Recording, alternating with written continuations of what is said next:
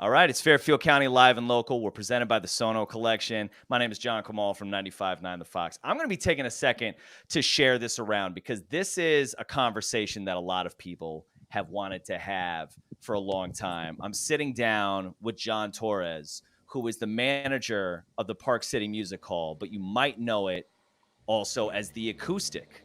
John, thank you for being here, dude. Of course. Thanks for having me.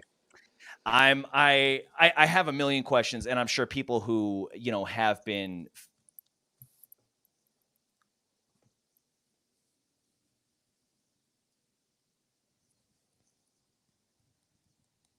bring me back to the early days of the pandemic. When did this decision for your family and for you to kind of come in and become a part of this venue start? When did that decision start happening? Sure. So I think my first conversation with Will Vega, the former owner, the first one started back in October of 2019, somewhere in that range, time period. It was just a sort of a, hey, would you want to do this? Will was sort of like looking into options. He was thinking of maybe having somewhat of a community takeover and like a FTC kind of model. In any case, he had sort of approached me and asked me if my family would want to do it, and it evolved. The conversation evolved over time, and it sort of progressed. It started before the pandemic, and it kind of ended.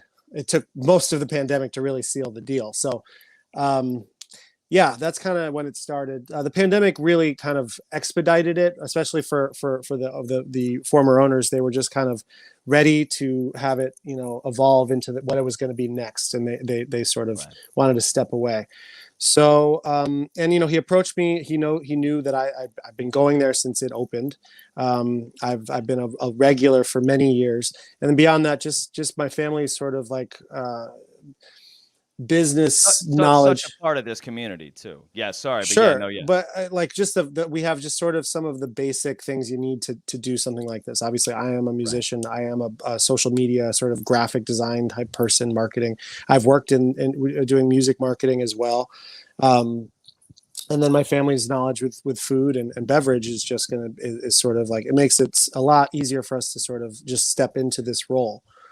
Definitely. No, and I mean, well known in the neighborhood. If you've never gone to the Harborview Market in Black Rock, you should go because it's delicious. I used to live right around the corner from there. And it's funny because when I first heard that this was going to happen, it was like a storybook ending. Like in the midst of all of this, it really was, man. Like in the midst of all of this insecurity and this terror, it's just like, oh, the Torreses are going to buy the Acoustic. Like you couldn't write a better ending to that than just like, oh my God, John's a musician, it's exactly what to do with it. Torres, respected business owners in the community. It's a perfect marriage. Did you have any hesitancy moving Sure. into that role though? I thought you were going to ask. Well, no, sorry. What did you think I was going to ask? That's no, more interesting. I had a sense that you had sort of built it up, and then you're like, were you a little nervous about it? Because yes, yeah. I was. I kept me up many nights, and I'm not kidding. I was very nervous about it. I was nervous for many reasons too. It wasn't just, is this going to work? There's just so many moving parts to this that it was hard to really wrap my brain around all of it, how the magnitude of it, because it's a big undertaking. There's a lot of, everybody's very excited. So there's a lot of pressure there. And I knew everybody was going to be excited. So there's a lot of pressure to do it really well. And so that was really what kept me up many nights. But at some point I just said, you know what, I just went all in and decided that I was going to make it work. And so far it's been really wonderful. Everything's fallen together really well. We're still waiting on some permits and stuff. But once we actually get the permits, we're thinking about 2 months of renovation. It shouldn't take too long. We're getting all our ducks in a row now. So we're just really excited. But yeah, was there hesitancy? Definitely hesitancy. Right. I mean, there is a lineage to to the neighborhood. I mean, you were nice enough to invite me in a couple of, I guess it was like 2 months ago now. Yeah. And like, just show me what you've been doing, and we'll get into the specifics of that later. It's really, it's incredible. What I saw was amazing. But did you have from the get-go an immediate vision for what you wanted the place to look like, or did that evolve? I have always felt so the acoustic, for the uninitiated, when it started back in like Right. 99, Well 2000, said. it began as sort of a shotgun. It was it was like a tube basically. And as other businesses, next to them left, they would sort of absorb more pieces and they would add them onto their space. Right. I think what it was calling for, the space, to me, was a complete knockdown redesign to better make use of the square footage, because the square footage is significant. After taking over the Varsity Barber space, which they were nice enough to move a couple doors down, we actually outfitted their new space for them and got Shout it all out ready Varsity for them. Barber, Yeah, Varsity Barber. I redid their logo, all kinds of stuff. There, really exciting stuff going on for them. But when we took over their old space, that added about 500 square feet, bringing the total square footage to about 3572, which is a large enough room to allow a much higher occupancy than they had. Yeah, so that sounds big. We basically moved things to the edges. So bathrooms are not, prior, if you remember, they were sort of in the center, right behind the sound booth. Now they're off to the back right corner. We got rid of all storage on the floor. All storage is now above you. We have 15-foot ceilings, so it allows for more floor space, less clutter on the floor. Everything's going to be above your head. Not that you'll see it. It's right. Some is above the bathroom, some is in the green room, some is in the kitchen. But yeah. So I think I've lost track of the question. But did I have a? I think I'm answering it right. Yeah, no, you answered it, and you've been moving into the next one, which is the changes that have been made. And I mean, like you said, the expansion of that floor space, moving the stage to the back of the room, so it is the first thing that you see when you walk in. Yeah. But I mean, without giving it away, there's a second higher level. If you're catching my metaphor that you went for, if you could just go into that. I'm gonna let you down here because that's okay. The price of steel nearly going up 167%. We just had to bail. What John is referring to is a mezzanine that we were going to do, and we may still do. That may be round 2 as prices come back down to earth, but it would have killed our budget. So, however, I think what I'm actually starting, I want to actually exist in the space without the mezzanine, because now that it's so open with the Varsity Barber space not there, you really get a sense for it. And I wonder if that mezzanine might have sort of made it feel a little bit like a little tighter. So I'm excited. I really like how spacious and large it is. So I guess other really exciting things that are happening are, because the Varsity Barber space moved, that doubled our street frontage. So whereas prior you kind of walked into the Acoustic through a 20-foot sort of opening. I mean, it was just a door, but their entire frontage was 20 feet. It then opened up into a larger rectangle. This taking over the Varsity space allows us to double that street frontage and sort of complete the rectangle of the space. And then that allows us to do our dream 2 big garage doors in the front, which have been ordered. So it's just going to be a very big, spacious, open sort of environment, and with the bar pushed forward, so that when you walk in, you're kind of already. It sort of shrinks the space when it doesn't need to be big. So if you want to come over for, we're going to have just like a jazz guitarist brunch or something, and have some drinks and stuff on the in the bar area and on the patio. The back room, you don't even have to step back there. Everything's right at the front. Right. So it can be more of like a relaxed, just drink and talk with your friends environment, while also having the music present. Exactly. Oh, that's great, man. That's great. Sorry to bring up the mezzanine. I didn't mean to touch on a sore subject. I thought, listen, I do. When I saw it, I was like, damn, that's nuts. That's ambitious. These guys are going for it. Well, we were there. We were 100% there. I'm sort of I'm putting a positive spin on it. Like, I think it's nice with it open, but I am a little depressed that we're not doing it. It really would have been very cool. And we may still do it in phase 2. I'm sorry that you lost it, but I see the vision, and I like the idea of keeping it just like wide open as soon as you walk in there. Super cool. As soon as you walk in there. So I mean, well, you know what? To piggyback off of that, what about capacity? What's capacity looking like in there?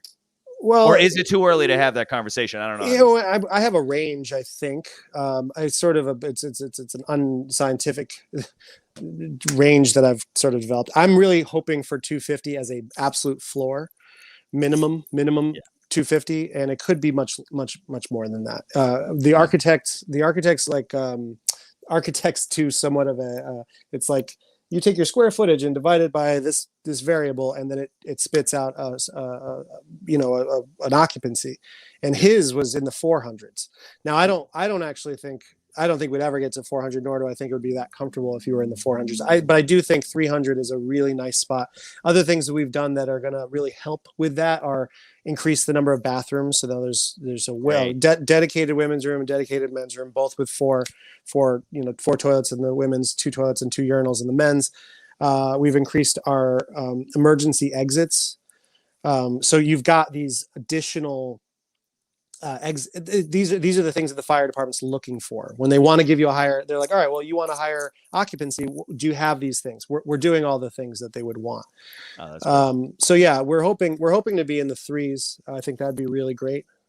So yeah, man, that'd be incredible. So as I was writing that question down, I was thinking to myself, with a higher occupancy, and just with a bigger room like this, the level of acts that you can pull into this place is gonna just vary greatly. So obviously, I'm sure it might be too early for booking. Maybe it's not, and we can talk about that in a little bit. But how are you gonna balance the beauty of the Acoustic? For me, was the fact that I could see a national touring act, but it wasn't too intimidating and too weird for myself to just kind of get up on that stage and just be a part of the community. What plans do you have to keep that open mic warmth there, but also incorporate the full capabilities of a big, huge room that we all want, Yeah.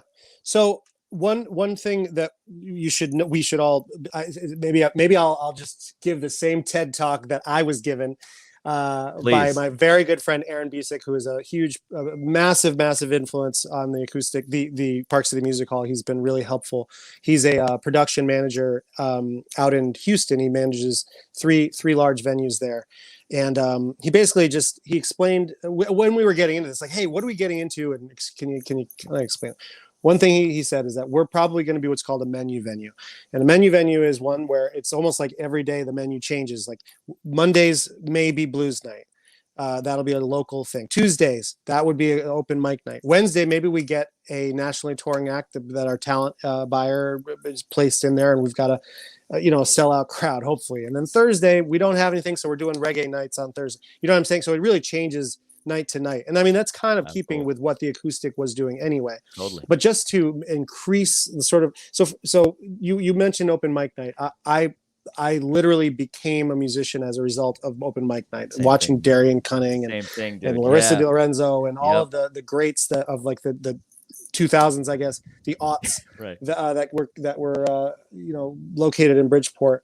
I want to make that a thing again. I want to make it wonderful. And in order to do that, we're going to any night like an open mic night. We've actually already purchased them. We got these vintage beer garden tables. So the interior of the space will essentially be a massive beer garden with communal seating. So, which again shrinks the space again. Because one thing that I remember about the latest iteration of the Acoustic is you walked in and there wasn't much of like I don't know if the right word is, but like a topography. You didn't really know which way to go, really. Yep. I want to define the space a little bit better. So, okay, I'm going to sit over there. The bar is very clearly here. There's bar stools around there. There's seating over there. There's seating behind me. There's a patio. There's a back patio. The garage doors to the back patio are open. You kind of get like your bearings quickly, and it's a fun, very inviting space. In fact, another place that I'll bring up from old school 2000s was the green room. Do you remember the green room back when it was over by Checkers? I forget what it's called. Snickering Squirrel, like on that side of Black Rock. It was like a living room. No, I missed that whole thing. It was awesome. I wasn't Black Rock until 2010, though. That's okay. I missed the aughts. I missed the aughts. It was so great, and it was just like a living room. There's a pool table there, and there was seating, and there was couches. We want to make it like that on nights like open mic night, where you're not expecting to. It's not going to be 300 people coming open mic. We'd love to have 75 people as a sort of a max there, but even if it was 20 or 25 people, you want to make it a space that feels like comfortable for that number of people, despite being large. So we've been really tossing around the word modular. We're going to have a modular sort of. Sorry, I see Dave Schneider just said he loved the green room. That's right. That's right. So on that Monday night or Tuesday night where we've got open mic or whatever, we might be bringing in couches and rugs and comfy seating and all of that. And then, Wednesday night we've got, I don't know. So a whole different vibe, per night to really of course, as you mentioned, bringing in those beer garden tables, but just, also throw pillows to really change and adapt the vibe of the venue for the event itself on a weekly basis. On a day-to-day basis. So a day-to-day because basis, the beer garden tables are cool because they're foldable. They fold. So everything goes under the stage when not in use. So the stage actually has 4 drawers, massive 15 by 4 foot drawers that come out, and we have storage under there. It's just that's how we're going to sort of achieve this modularity, which otherwise would be pretty difficult. Dude, I'm so excited, and now I'm really starting to see the comments come in too. But so what about, and if it's too early, then that's okay. But what are you thinking in terms of an opening date? Well, like I said, we haven't really been able to actually 100% start yet. We just don't have the permits. So most of what we've been doing is essentially just moving things around and removing garbage. And that's really where we're at. The permits should be ready anytime now. Could be any day. Right.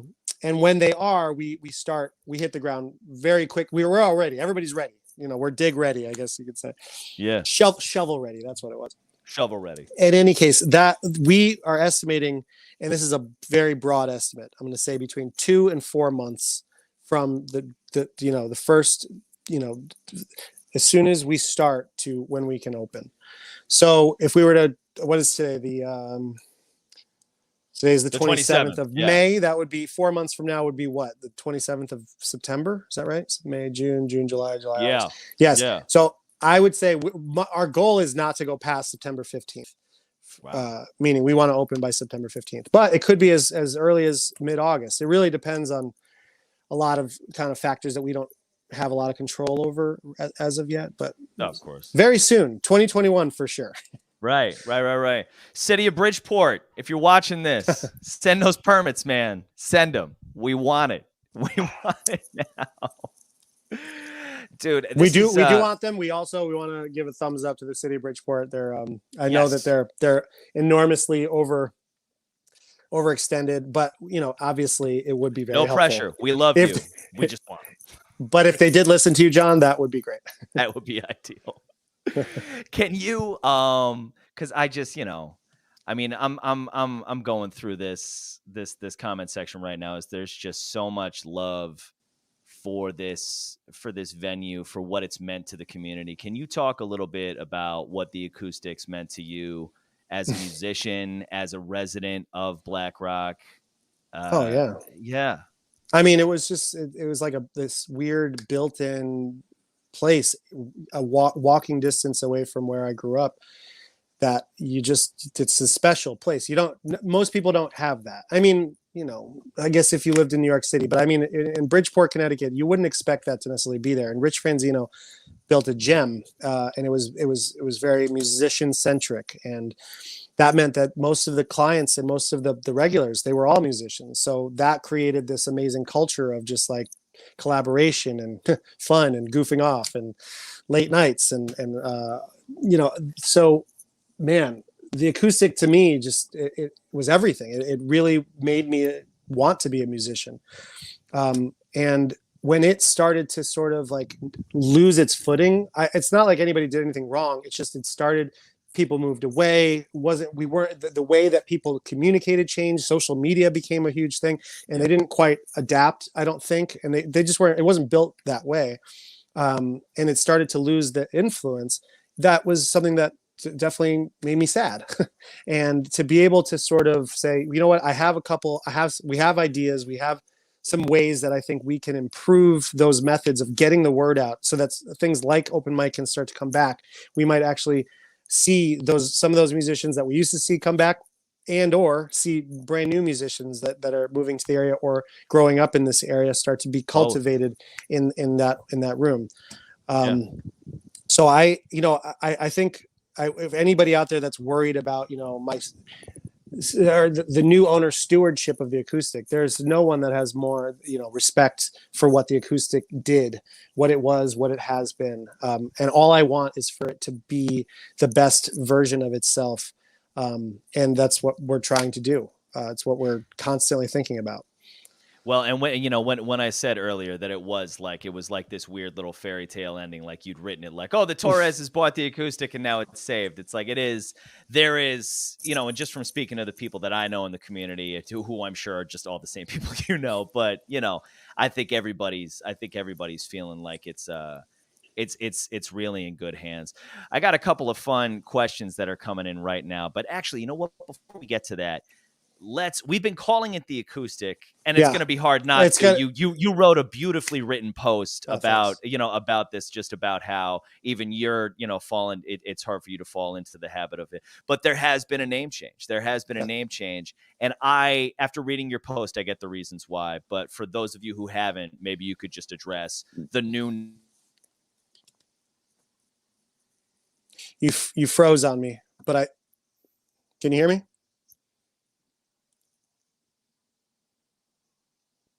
John, you there? I'm back now. My bad. Keep going. Sure. I think I got the question though. So, yes, we did change the name. I think primary reason is that, well, first off, it was named the Acoustic Cafe back in 2000 or 99 by Rich, who was passionate about actually bringing acoustic acts to Bridgeport. That was his he loved folk music and he loved acoustic acts, and the majority of the bands that played there were acoustic, and it was that was what it was. And it over time started to change. Darian picked up an electric guitar or whatever. And it just started to become more non-exclusive. It wasn't like not acoustic. Certainly there was a lot of acoustic guitars on that stage, but there was also electric music and rock and roll, and there was jazz, and there were organ trios, and just every type of music. It became more of a venue. And in 2014, when they did the name change, I actually did the logo for the Acoustic, the change from the Acoustic Cafe into the Acoustic. It was probably the first logo I ever did. Was it really? That's cool. I didn't know that. It was definitely. Keep going. Yeah. Anyways, awesome. They were thinking about it. I mean, I think they had even bought the what's it called, URL, BlackRock Music Hall or BlackRockConcertHall.com. But in the end, they felt like the name, because there was consistency with the name, that it would be hard to leave it behind. But just trying to call it the Acoustic sort of was a little hat tip to being like, hey, it's not just acoustic music. That's just the name. Right. But now I think we've just decided it's important to make it clear, especially as we are entering hopefully a national stage. We don't want to give people the wrong impression that this is only acoustic music, a place for only acoustic music. It's not anymore. And we decided the name change had to happen. Then we went into sort of a naming convention that was really fun, really actually silly and goofy. Yeah, I was going to say, walk me through that process. Oh, man. That must have been a good time.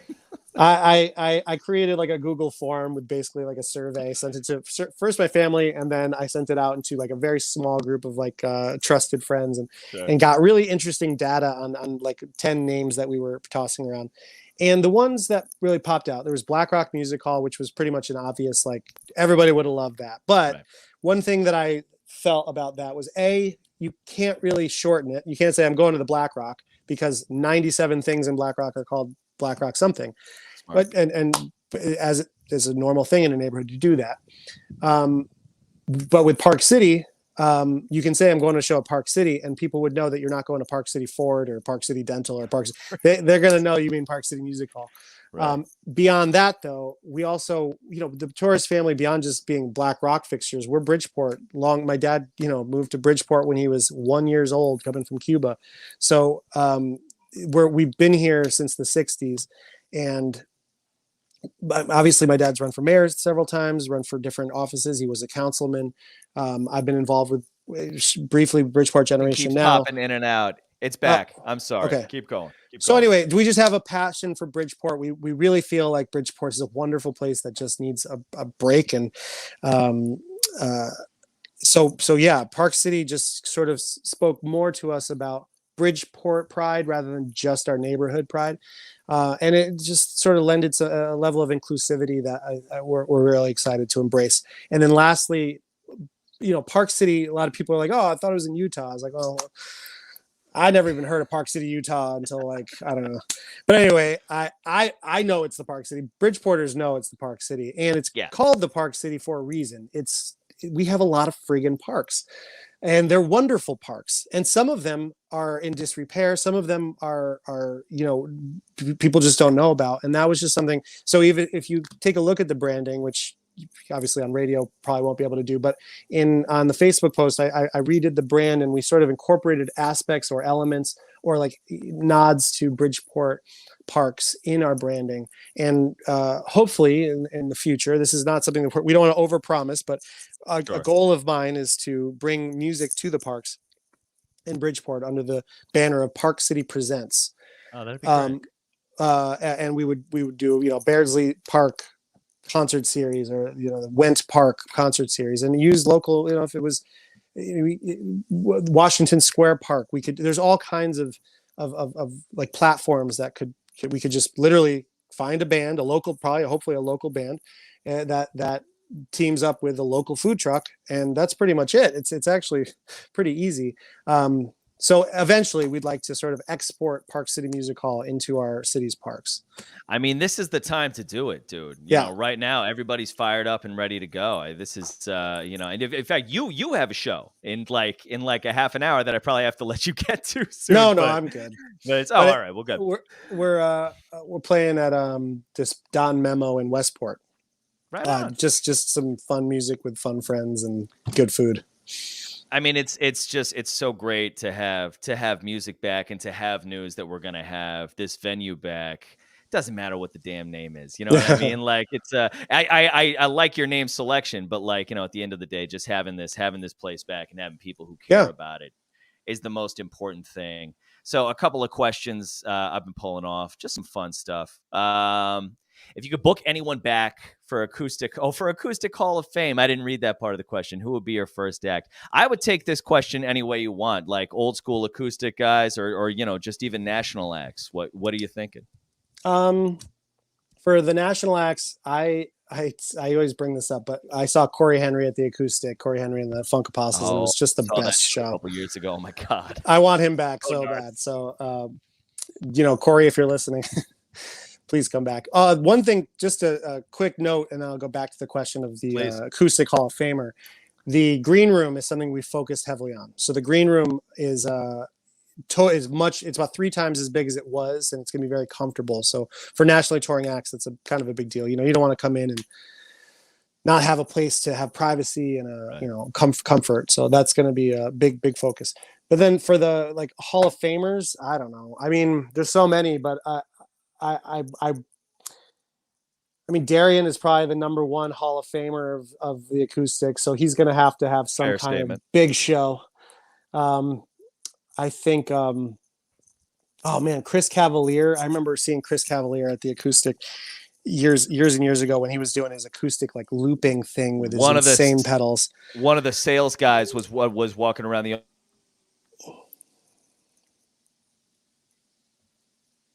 I lost you. Can you hear me, John? Person. Froze again. Back again. There we go. Okay. So one of the sales guys.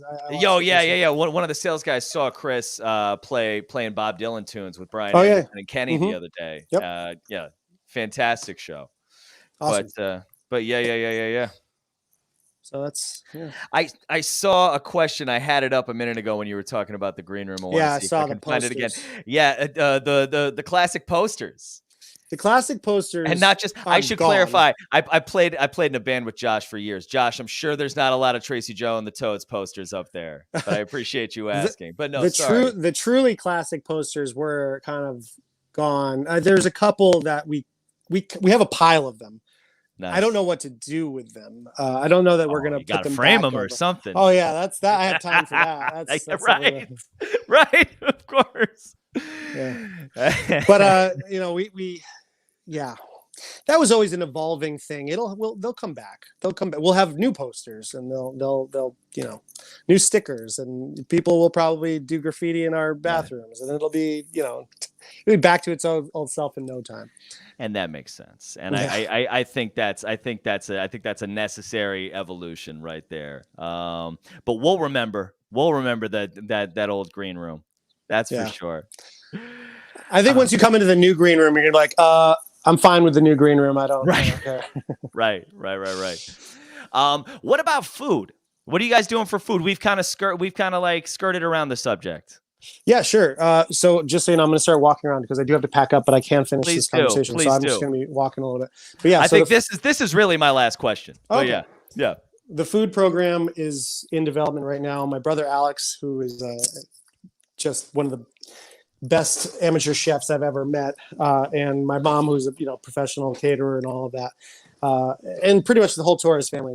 We're all very we're kind of food oriented. We're working together with internally, but also working with some amazing chef friends of ours like Michelle Nishan to develop just an amazing program. We don't know exactly how deep it's going to go, as in like it's not necessarily going to be like steak dinners. So we're not going to. It's going to be more like handheld deliciousness rather than like sit down table, forks and knives. Well, forks and knives maybe, but just easier. Something that you can eat while watching a show that's delicious, but isn't like, you don't need to sit down and have several utensils. So that's kind of the goal, is like hand foods is sort of the way we've been describing it. But yeah, also salads, sandwiches, that kind of thing. But pretty simple in the beginning. Just kind of keeping it simple, something for everyone, but not a ton, not a ton of items, not a very long menu, if that makes any sense. But I don't have specifics for you yet. Not a problem, dude. Listen, I want to let you get to your gig, and I want to say thank you for sitting down and doing this with me, dude. This has been so awesome. For people watching, don't worry. As soon as I end the live feed, you can go back. You can watch the whole thing from the beginning. We're also going to be playing clips of this interview on 95.9 The Fox this Sunday. We're going to be playing some Color Fields music from John Torres and Scott Packham this Sunday. And I think I'm going to put together a little playlist of some Black Rock All-Stars. I've got more than enough music in the tank to do that. So we're celebrating the new Park City Music Hall, which we shall be calling it from now on. John Torres, the manager of the upcoming Park City Music Hall. Thank you so much, dude. It's always good to talk to you, man. Dude, great time. Thank you so much. And we'll talk soon. Absolutely, brother. Thanks for sticking around. You got it.